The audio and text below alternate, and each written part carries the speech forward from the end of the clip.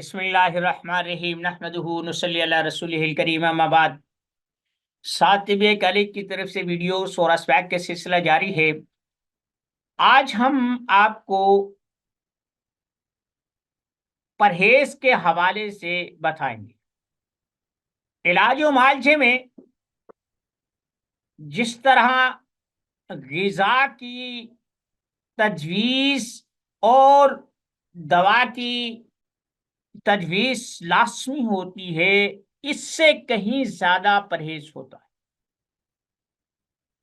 پرہیز کی ضرورت کیوں پیش آتی ہے؟ حدیث پاک میں جو روزوں کی فضیلت بیان ہوئی ہے آپ اس سے دیکھیں۔ قرآن کریم کہتا ہے کہ علیکم الصیام، تم پر روزے لازم کیے گئے ہیں۔ کتبہ علیکم الصیام کما کتب علی الذین من قبلکم، جیسے کہ پہلے لوگوں پر، لعلکم تتقون، تاکہ تم پرہیزگار بن جاؤ۔ یعنی جو اصول شروع دن سے چلا آ رہا ہے، بابا آدم کے زمانے سے لے کر آج تک، اور آج سے لے کر جب تک دنیا آباد ہے، انسانیت اس دنیا میں موجود ہے، اس وقت تک یہ قانون ایسا ہی رہے۔ فرمایا لعلکم تتقون، تاکہ تم بچنے والے ہو جاؤ، متقی ہو جاؤ، سمٹنے والے ہو جاؤ، اپنی حدود کو متعین کرنے والے ہو جاؤ۔ اب یہ چیز کے مذہب، دین، جسے ہمارے عقیدے کے مطابق اللہ نے اتارا ہے، دین برحق، یہ جو چیز ہمیں بتائی گئی ہے عیسائیت میں، یہودیت میں، ہندو مت میں، حتیٰ کہ جو لوگ کچھ بھی نہیں مانتے وہ تک بھی فاقہ کشی۔ کیوں بھائی؟ انسان کے پاس کوئی ایسی کسوٹی نہیں ہے کہ اسے کتنی غذا چاہیے، ایک ہی ہے کہ پیٹ بھر جائے، بھوک لگی پیٹ بھر جائے، بس یہ اس کے پاس کسوٹی۔ رہا ناپ تول کر کھانا، کتنی غذائیت چاہیے، کتنی کیلوریز چاہیے، کتنی مقدار میں ضرورت پوری ہو جائے گی، جو محنت کرتا ہے اسے کتنی غذا و خوراک کی ضرورت ہے، جو ویسے بیٹھا رہتا ہے اس کے لیے کیا تجویز کیا جائے۔ یعنی ایک ایسا ایک نظام ہے کہ جو اس جسم کو چلانے کے لیے ہمہ وقت درکار ہوتا ہے۔ یہ جیسے انجن چلتا ہے، اس میں پیٹرول بھی خرچ ہوتا ہے، اس کا انجن آئل بھی ہوتا ہے، اور بھی پرزے ہوتے ہیں۔ اس انجن کا نام اس وقت تک ہے جب تک وہ چل رہا ہے، بند ہو گیا تو ختم ہو گیا، چلتی کا نام گاڑی۔ لیکن اللہ کو تو معلوم ہے کہ یہ حریص ہے، جلد باز ہے، کھلا بیٹھتا ہے، اپنی کی ہوئی باتیں فراموش کر دیتا ہے۔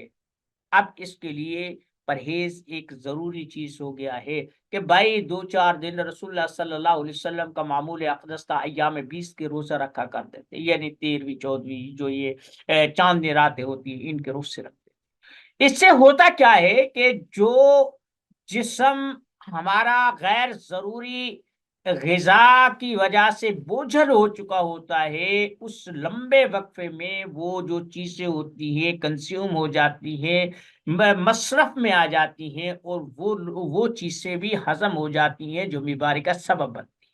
اب دیکھیں حدیث پاک میں بہت ساری حرام چیز سے بتائی گئی ہیں، لیکن قرآن کریم میں بھی کچھ چیزیں ایسی بتائی گئی ہیں۔ فرمایا کہ وَلَحْمَ الْخِنزِيرِ، کہ خنزیر کا گوشت تمہارے لیے حرام ہے۔ اب ایک وقت ایسا آتا ہے کہ آدمی کے پاس پینے کے لیے ایسی چیز جس سے منع کیا گیا ہے، مثلا شراب ہی لگا لو، اگر وہ نہیں پیے گا مر جائے گا تو گنہگار، جان بچانی فرض ہے۔ اسی طریقے سے اگر سور کا گوشت پڑا ہے یا مردار پڑا ہے، وہ اگر کھاتا ہے تو جان بچتی ہے، وگرنہ جان ضائع ہونے کا خدشہ ہے، تو وہ سور کا گوشت بھی وہ حرام یعنی مردار بھی کھائے گا۔ نہیں کھائے گا تو جواب دہی کرنی پڑے گی۔ اب جب انسان بھوک کی اضطراری حالت میں مبتلا ہوتا ہے، فمن اضطر غیر باغ ولا عاد، عادی نہ ہو اور زبان کے چٹکارے کے لیے نہ کھائے، تو پھر جب بھوک لگتی ہے تو اس کے اندر سینک پیدا ہوتی ہے، ہیٹ پیدا ہوتی ہے، وہ پھر جو چربی ہوتی ہے یا جسم کے فاضل مواد ہوتے ہیں انہیں بطور خوراک جسم کنزیوم کرتا ہے، جب وہ ختم ہو جاتی ہیں تو پھر یہ جسم تڑپنا شروع ہو جاتا ہے۔ اس حالت میں اگر وہ خنزیر یا مردار کو بھی کھا لے گا تو اس جسم کی حدت اور اس جسم کی قوت مدافعت اسے جلا کر اپنے ماتحت لے آئے گی، نقصان نہیں دے گی۔ اگر بھرے ہوئے پیٹ پر کھاؤ گے تو یہی چیز تمہارے نظام اخراج پر عذاب بن جائے گی۔ حرام چیزیں، مردار کھانا یا ایسی چیز کھانا یا شراب پینا آدمی پی لیتا ہے، لیکن ان کا اخراج جو ہوتا ہے یہ بہت مشکل ہوتا ہے۔ آنتیں بل بلا اٹھتی ہیں، مسالہ جواب دے جاتا ہے، گردے خراب ہو جاتے ہیں، کیونکہ جو کھائیں گے وہ نکلنا بھی تو ہے نا، جسم کو جتنی ضرورت ہوگی اتنا ہوگا، باقی تو باہر ہی نکالنا ہے نا۔ تو پھر جب یہ ہوتا ہے نا، جو یہ لوگ ان چیزوں کے عادی ہوتے ہیں وہ گردوں سے اور نظام ہضم سے ہاتھ دھو بیٹھتے ہیں۔ تو جب معالج کے پاس کوئی مریض آتا ہے وہ اس کی نبض دیکھتا ہے، اس کا قارورہ دیکھتا ہے اور اس کی رام کہانی سنتا ہے، اس کی ہسٹری لیتا ہے، تو وہ پھر اندازہ لگا لیتا ہے کہ اس آدمی کو یہ چیز بند کر دینی چاہیے۔ مثلا ایک آدمی آ کے کہتا ہے کہ جناب جب میں دودھ پیتا ہوں نا تو گیس پیدا ہو جاتی ہے، ڈراؤنے خواب دکھائی دیتے ہیں، نیند نہیں آتی، پریشان کن چیز ہوتی ہے اور معدے پر بوجھ آ جاتا ہے، کسل مندی چھا جاتی ہے۔ تو معالج کو یہ بتانے میں کوئی عار نہیں ہونا چاہیے کہ یہ عصبیت کا شکار ہے اور دودھ اس کے لیے زہر کی مانند ہے۔ ایسے ہی ایک آدمی کہتا ہے کہ جب میں بادی کی چیزیں کھاتا ہوں، بڑا گوشت کھاتا ہوں، بینگن، آلو یا ایسی خشک چیزیں، چنے وغیرہ کھاتا ہوں، میری تکلیف بڑھ جاتی ہے، خون ہو جاتا ہے یا خون جاری ہو جاتا ہے یا قبض کا شکایت ہو جاتی ہے اور بس یہ چیز ہو جاتی ہے۔ تو وہ آدمی سمجھ لیتا ہے اس کے اندر تیزابیت بڑھ گئی ہے، عضلاتیت بڑھ گئی ہے، اس کی جو خشک چیزیں ہیں، عضلاتی چیزیں بند کر دینی چاہیے۔ اسی طریقے سے ایک آدمی آ کر کہتا ہے جناب میں برائلر مرغی کھاتا ہوں، میرا بلڈ پریشر ہائی ہو جاتا ہے، میرے نلوں، اور کہتے ہیں میرے نلوں میں درد ہوتا ہے، میری کمر دکھتی ہے اور فلاں فلاں چیزیں ہوتی ہیں۔ تو پھر اس آدمی کو چاہیے کہ اس کی خودی چیز سے بند کر دے۔ عصبیت میں جو چیزیں تجویز کی جا سکتی ہیں وہ اسے تجویز کر۔